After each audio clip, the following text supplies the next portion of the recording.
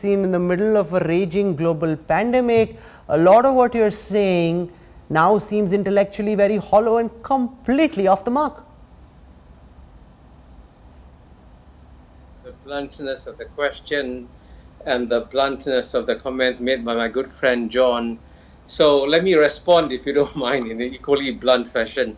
I did not say that China is a status quo power. I'm afraid our moderator said it. And if you read my book, I emphasize that China is now emerging as a great new power, and China is going to change the world. And let's be very clear about that.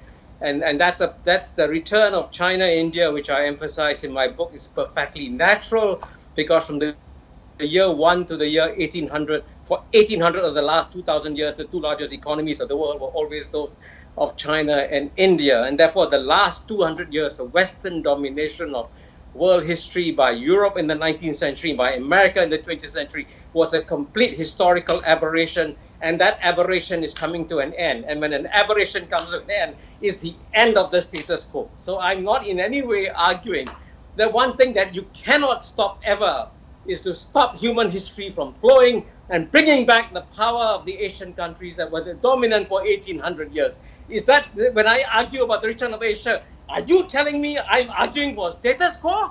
Or am I saying the 21st century will be the Asian century? Now tell me, who's arguing for status quo? And guess what? The country that will have the hardest time adjusting to this will be the current status quo powers, which is the United States of America. And I can assure you one thing too, if you want to have a very frank, honest discussion about these matters, the country that's going to benefit the most from any clash within China and India is the United States of America. That's very clear. So, and if you want to see a war, the United States, and I agree with John Mearsheimer, war is not inevitable. When you have war within two nuclear powers, both nuclear powers will lose.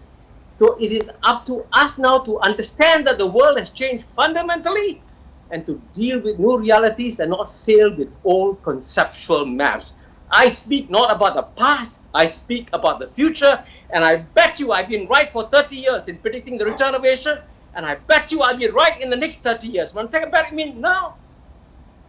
John Mearsheimer, has the United States failed to adjust to the growing might of China, and is the US the status quo as power? You're hoping that you will stay in the kind of position you were for the last several decades, not realizing the speed at which